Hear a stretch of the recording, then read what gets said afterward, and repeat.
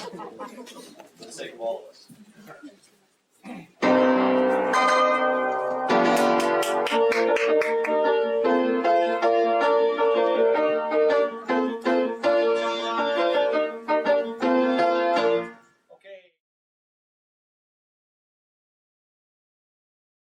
52nd Street Project is a wonderful program on 52nd Street, and it connects professional actors with children in Hell's Kitchen. And these kids belong to the project, and they do everything from mentoring kids to helping kids with their homework. And every year they put on a show with the kids, and Doug plays music for them, and I would see him at these performances and events. And of course at the 52nd Street Project, which was a big love of his, he played mini shows there, of which I think I participated in one that he played, and of course he would be there through rehearsal processes and everything, and he was always 100%. The kids loved him.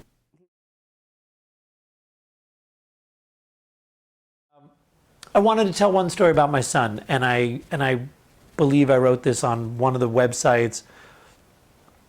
But one day I had Doug on the phone, and my son, who I think was then 4 or 5 years old, was here and had met Doug, and immediately liked Doug, which is not uncommon, because Doug had, I think, put him on his bicycle way up high on an adult bike, and Doug gave him attention and played with him in this full way that Doug does with all children, and really with everybody, that he gives you full attention. Listen, so Django wanted to play a song for Doug, and Doug was totally gracious about it. It wasn't like, oh, you know, Carl, I'm rushing out. It's a kid who wants to play music for me. And Django plays this song, and afterwards, either Doug was the greatest BSer in the world, and I really don't think he was in the least bit. So I just fully convinced that this was absolutely sincere. Doug says to me something like, Carl, I can't tell you how much pleasure that brought me. And I just thought it was remarkable, because most people would just tolerate somebody sort of showing off their kid, like, oh, listen to my kid play the piano. And he just seemed to truly get a kick out of it. And in return, I felt great. And I felt great also because I thought I would like my son to be able to play the piano the way that Doug does.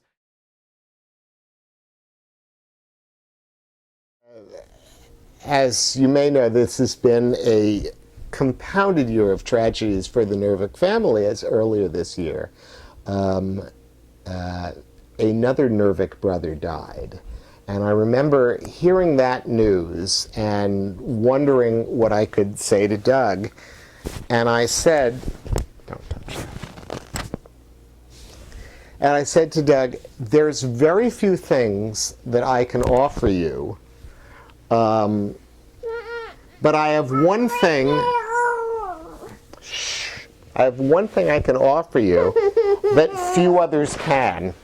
All right, which is I can offer you a visit with a baby. I mean, Adelaide was a young and delightful baby, and I said, if you think it would help with your grieving process, come meet a baby.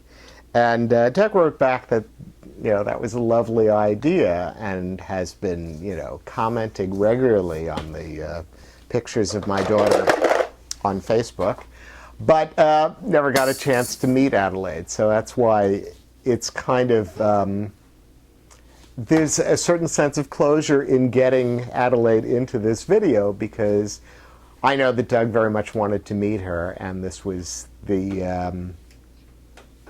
thing that never took place.